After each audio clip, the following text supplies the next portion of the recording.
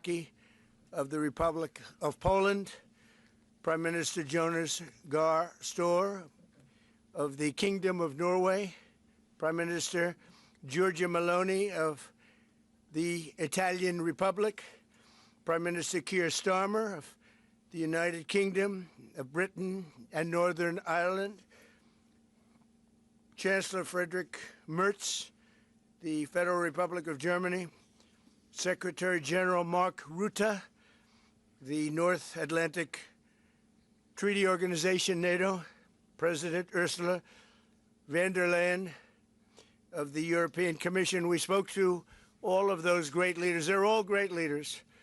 And we had a great talk with them after we were completed. We thought it was appropriate to speak with them. And our meeting was excellent. We covered, somebody would say 95%. I don't know what percent, but we have made a lot of progress on ending that war, which is really certainly the most deadly war since World War II, probably the biggest war since World War II. And I want to thank Steve Witkoff, who's here, and I'd like to thank Jared, who's here someplace. Thank you, Jared. And thank you, Steve. What a great job you've done. Jared Kushner, Steve Witkoff, and Marco Rubio is here. Thank you, Marco. And Pete Hegseth is here. Those two people are doing an unbelievable job. And the four people on this one are doing, I don't think anybody could do it. And we'll see if it gets done, but it's very close, certainly. Nobody would even have a chance of getting it to where it is right now. Nobody would have thought that was possible. So I just want to say we've done very well. We've had discussions on just about every subject, and that includes with President Putin before. And we went into great detail, and we likewise went into great detail today. And it was an honor to have you at Mar-a-Lago and have lunch. I hope you enjoyed the food. Your people enjoyed the food, I can tell you that. You're big, strong people. Your general over there looks like central casting. I want to also, by the way, speaking of generals, we have a great general, General Raisin Kane, who is here someplace. Thank you, General. Thank you very much. He's great. So, Mr. President, maybe you want to say a few words, and then we'll speak over the next couple of weeks. We'll speak probably quite a bit, but we'll speak tomorrow. Thank you very much. Appreciate it. Thank you so much, Mr. President. Thank you. Thank you for everything. Dear colleagues, first of all, I would like to thank President Trump for a great meeting at this amazing place in his home in Mar-a-Lago. And we had a really great discussions on all the topics, and we appreciate the progress that was made by American and Ukrainian teams in these recent weeks. Special thanks to Steve Witkoff and Jared Kushner, and thank you to for their engagement and full commitment, and also to our team, and first of all to Rustem Umerov and General Gnatov, and to all our teams. And we discussed all the aspects of the peace framework, which includes, and we have a great achievements, 20-point peace plan, 90% agreed, and U.S.-Ukraine security guarantees, 100% agreed. U.S.-Europe-Ukraine security guarantees, almost agreed. Military dimension, 100% agreed. Prosperity plan being finalized, and we also discussed the sequencing of the following actions. And we agree that security guarantees is a key milestone in achieving lasting peace, and our teams will continue working on all aspects. We also had a joint productive call with European leaders, like President Trump said already, and a lot of leaders, including NATO and the EU. And we agreed that our teams will meet in upcoming weeks to finalize all discussed matters, and we agreed with President Trump that he will host us, and maybe in Washington, European leaders and Ukrainian delegation, yes, in January, and Ukraine is ready for peace. And once again, would like to thank President Trump for a warm welcome and substantial discussion. Thank you, Mr. President. Thank you very much. Thank you so much, Mr. President. Any questions, please?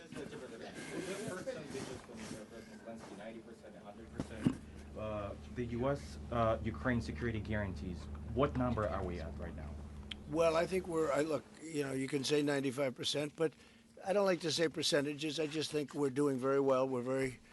We could be very close. There are one or two very thorny issues, very tough issues, but I think we're doing very well. We made a lot of progress today, but really we've made it over the last month. This is not a one-day process deal. This is very complicated stuff, but I think when the president says 95, I think, could be close to 95%. Yeah, please, behind you. Mr. President, have you agreed on the so-called free trade zone on Donbass? How to separate the sites? How to make the separation line? Who will be responsible? The word agreed is too strong. I would say not agreed, but we're getting closer to an agreement on that, and that's a big issue. Certainly, that's one of the big issues, and I think we're closer than we were probably. It's unresolved, but it's getting a lot closer. That's a very tough issue, but one that I think will get resolved. Yeah, please. We are receiving some mixed signals coming from Moscow, even after you spoke with President Putin. Can you assure us that you have received written or any formal response from them? Well, what was the issue? You have to tell me. What did they say? They are telling that Ukraine has to give up Donbass. Just a very recent statement coming out. Well, that's what they've been asking for, and there's a dispute about that. So they're going to have to iron that out. That's an issue they have to iron out. But I think it's moving in the right direction. Can you check or delay the solution or peace agreement that you try to achieve? If something doesn't happen? You mean if something doesn't happen? Yeah, go ahead. May I ask? No, go ahead. You were going to finish your question. Will there be any step that the United States be prepared? Well, we'll see. Look, we'll see. But I don't want to talk about that because I think we're getting pretty close. Yes, please. May I ask the President of Ukraine Please.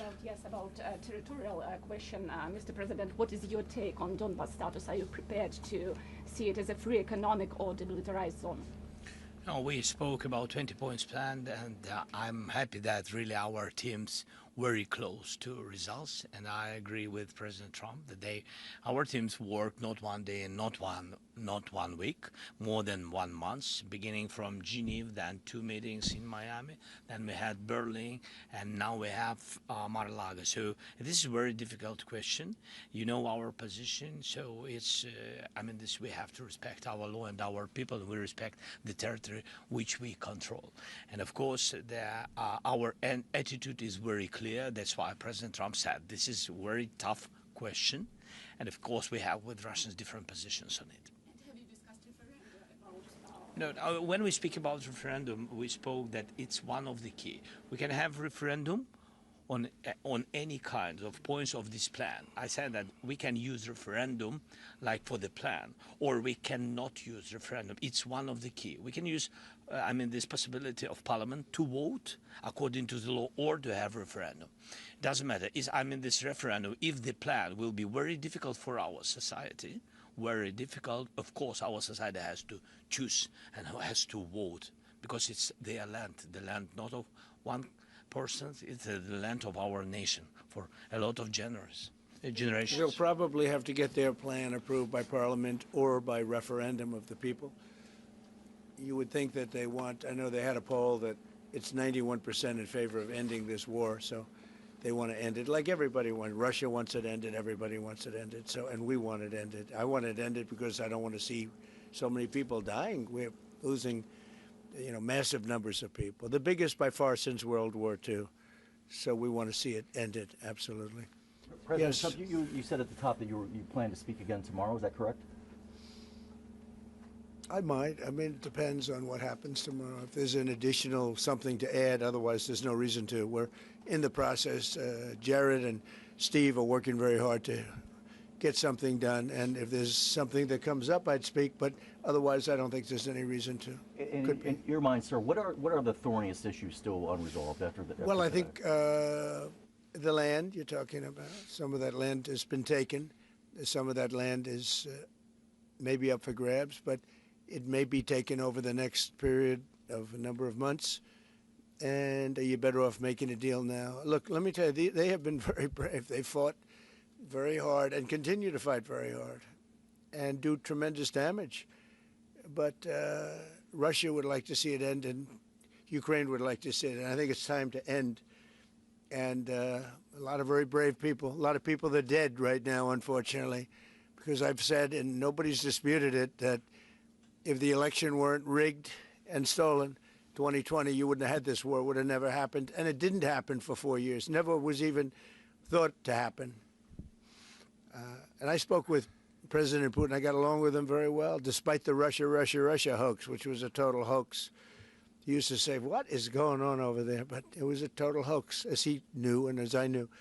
But I spoke to him, and we'd talk about Ukraine. I've said it before. It was the apple of his eye, but he wasn't going to do anything about it. He didn't do anything about it until I was gone, and then a lot of really bad statements were made by people, by a lot of people, I guess, but by a certain president that we had who was a disaster. Yes? Do you anticipate going to Ukraine if you can get to an agreement? And I know I'd you have no said problem earlier, with doing it. You know, I have no problem with doing it. Don't anticipate it. Would like to get the deal done and not necessarily have to go. I've offered to go and speak to their parliament. And, you know, if that would help. I don't know if that would help. I think it would probably help. But I don't even know if that's... You're welcome. Yeah, no, I know. Always. So I'm not sure that it would be really necessary. But if it would help save 25,000 lives a month or whatever it may be, I would certainly be willing to do that. Yeah, please. No, behind you. Thank you, President. And how about Where are you from? from Ukraine? Good, I had a feeling. Public broadcaster. Good. And how about Zaporizhzhia nuclear plant? Have you discussed this question? On what? Zaporizhzhia nuclear plant. Yeah, we discussed that at length today. As you know, it's in pretty good shape. It can start up immediately, almost immediately. And it's one of the things I discussed with President Putin. And they were talking about the nuclear plant. That's probably the biggest in the world, just about the biggest anywhere in the world. Can you believe that? And President Putin's actually working with Ukraine on getting it open. He's been very good in that sense. He wants to see that open. And he hasn't hit it with missiles, hasn't hit it with anything. It's a big danger to do that for everybody. But they're working together to try and get it. It can open very quickly. It's in pretty good shape. And the people there have been there for years. The people there running it. You know, they have 5,000 people.